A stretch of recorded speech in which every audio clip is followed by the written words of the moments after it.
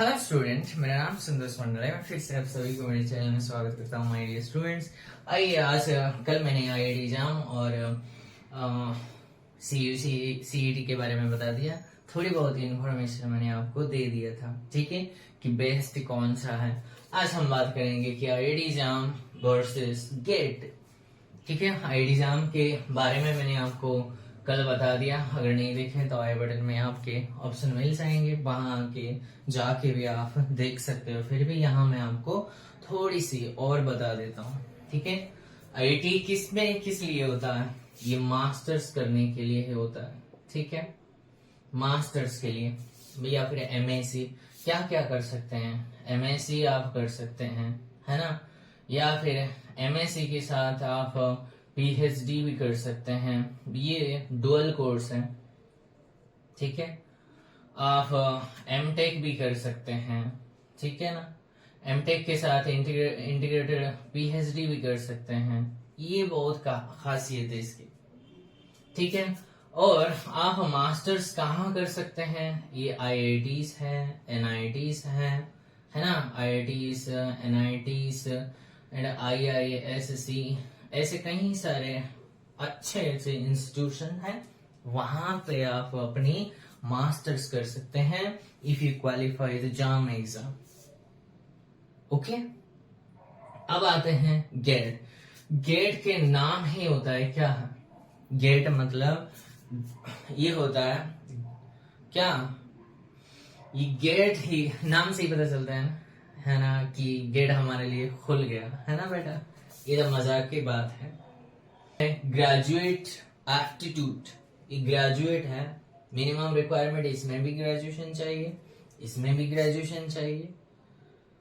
ठीक है, लेकिन इसकी है ना खासियत क्या है? इसके आपको परसेंटेज के बारे में नहीं पूछता, लेकिन आईआईटी बोलता है कि ग्रेजुएशन में आपकी कम से कम 60% होना चाहिए अगर आपकी जनरल है तो।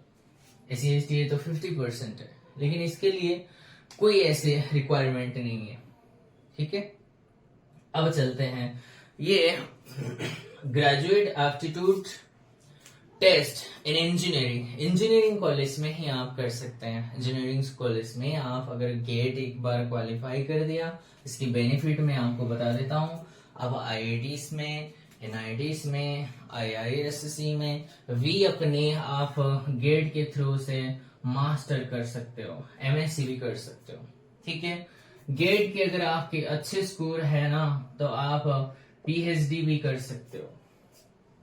और इसमें ना गेट अगर किसी ने क्वालिफाई कर दिया, पीएसयू एक होता है ना, रिक्वायरमेंट निकलती है ना बच्चों, उसमें जॉब अपॉर्चुनिटी यहाँ बहुत शानदार है।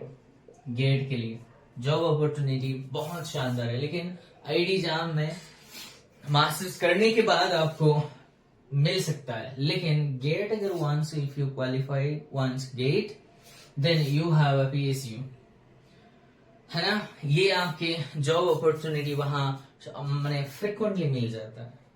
आप जॉब भी कर सकते हैं, पीएचडी तो डायरेक्ट ही कर सकते हैं, या MS with PhD dual course आपको वहां मिल जाता है। ठीक है, इसमें भी क्वालिफिकेशन वही चाहिए, इसमें भी क्वालिफिकेशन वही चाहिए। ये दोनों ही नेशनल लेवल एग्जाम होता है। तो आप बोलेंगे कि ये दोनों सेम है क्या? नहीं, दिखते तो सेम है। अगर ये दोनों ही नेशनल लेवल एग्जाम है और मास्टर्स करने के लिए ही इस एग्जाम को कंडक्ट किया जाता है, तो भैया अब बताओ कि डिफरेंट क्या है इसमें? डिफरेंट कहीं सारे हैं इसमें। डिफरेंस आपको मिल जाता है कि एलिजिबिलिटी क्राइटेरिया क्या हो सकता है, या फिर एग्जाम के पैटर्न्स क्या हो सकता है। हाँ देखो बेटा, एक बात और, जिसने आईआईटी एग्जाम क्लियर कर दिया, जिस दिन वो आईआईटी डिक्लेयर कर दिया कि आपकी सर्टिफिकेट यही है, उस दिन से ये सिर्फ और सिर्फ वैलिडिटी 1 ईयर का है। ठीक है, लेकिन गेट का आपका वैलिडिटी मिलता है 3 इयर्स का है। ठीक है, ये भी ऑनलाइन एग्जाम होता है, ये भी ऑनलाइन एग्जाम होता है। इसके भी 3 आवर्स होता है, इसका भी 3 आवर्स होता है। इसमें गेट में 65 क्वेश्चंस मिल जाता है और इसमें 60 क्वेश्चंस मिल जाता है। 3 आवर्स के लिए। ओके, दोनों मास्टर्स के लिए एलिजिबल हो। इसमें आप मास्टर किस में कर सकते हो, ये साइंस बैकग्राउंड के लिए, और इसमें आप एमई कर सकते हैं, एमटेक कर सकते हैं, है ना, पीएचडी कोर्सेज भी सर्टेनली ले सकते हैं। यही होता है गेट के information my dear students. IIT exam के लिए मैंने आपको बता दिया। तो आप बोलेंगे इनमें से बेस्ट कौन है, चूज करना आपकी है। Wisely you have to choose which is the best one, ठीक है, which is the best one, ये आपको डिसाइड करना है। ये सालों में एक बार कंडक्ट होता है हमेशा, ठीक है बच्चों। चलिए देखो, कुछ और बातें इसमें, और कुछ बात करेंगे इसमें कि आपके यहाँ एमटेक और पीएचडी भी कर सकते हैं, है ना बेटा। आईआईटी एग्जाम में गेट आप बोलेंगे इस गेट एग्जाम क्यों कंडक्ट किया है, ये इसकी सही आंसर होता है कि भैया स्टूडेंट्स जो इंजीनियरिंग करके आया है वो इंजीनियरिंग में थोड़ी बहुत उसकी नॉलेज है कि नहीं, to check the knowledge of this candidates और द स्टूडेंट्स इन इंजीनियरिंग में और टेक्नोलॉजी में उसकी कुछ नॉलेज है कि नहीं, बस वही चेक करते हैं गेट में, ताकि वो बेनिफिट ही मिल जाए। तो अब चलते हैं इसकी रिक्वायरमेंट क्या है।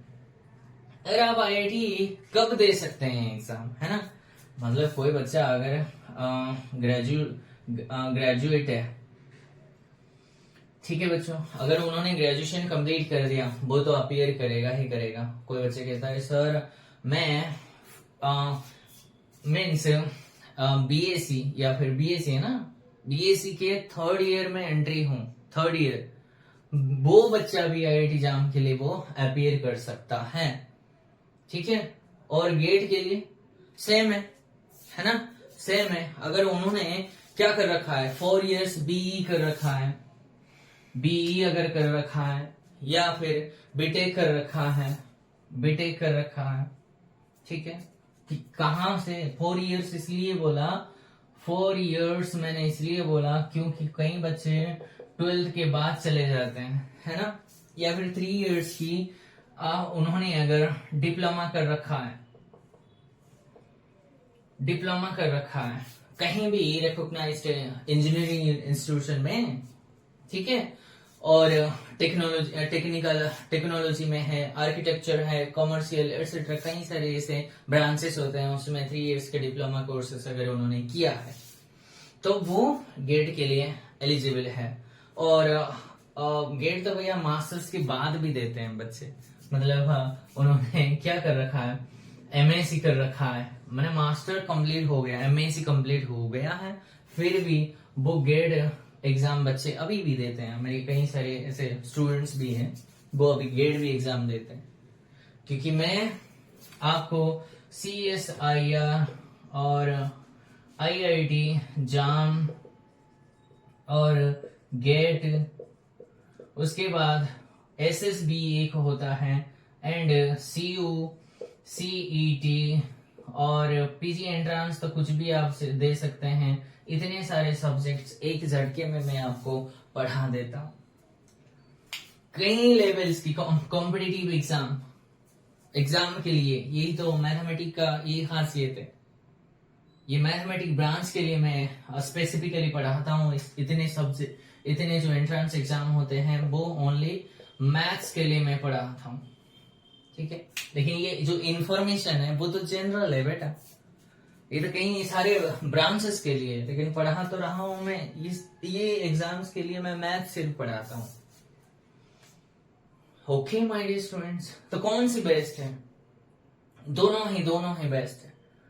आपने अगर एमएससी कर रखा है तब भी कर सकते हो, लेकिन ये क्या है, इसकी ये joint admission test for master, ये मास्टर एमएससी करने के लिए ये, लेकिन गेट के लिए थोड़ी सी एक्सटेंस लेवल का है। आप गेट के थ्रू में भी डायरेक्ट आप कहीं भी इंजीनियरिंग या फिर कहीं IITs, NITs, IIS, CE, इसमें आप PhD कर सकते हैं। वही तो फेलोशिप भी आपको बहुत अच्छे मिल जाते हैं वहां।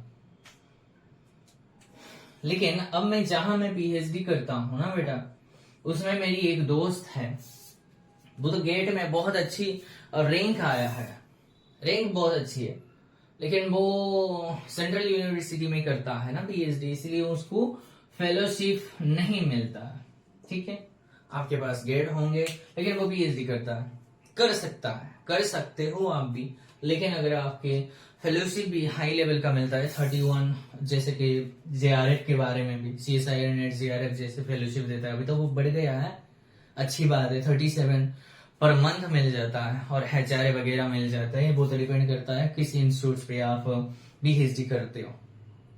ठीक है, लेकिन यहाँ में भी आपको अच्छे जॉब के अपॉर्चुनिटी गेट्स के बेसिस में भी बहुत अच्छे मिल जाते हैं, आईडी जाम में भी, उसके बाद एमएससी के बाद आपको वो सारे मिल जाएंगे। ठीक है, यही होता है, थोड़ी इन्फॉर्मेशन आपको मैंने बता दिया। एमई, एमटेक और पीएचडी भी कर सकते हैं, उसके लिए गेट आपके पास होना चाहिए। बिग डिफरेंस बस इतना ही। इसमें भी आप मास्टर्स कर सकते हैं, गेट में भी मास्टर्स कर सकते हो। ठीक है, लेकिन गेट के बेसिस में आप कहीं भी एमई कर सकते हो, एमटेक कर सकते हो। ठीक है बेटा, ये सारे बातें आप कर सकते हो, जॉब अपॉर्चुनिटी भी यहाँ बहुत अच्छे से मिल जाता है। ठीक है।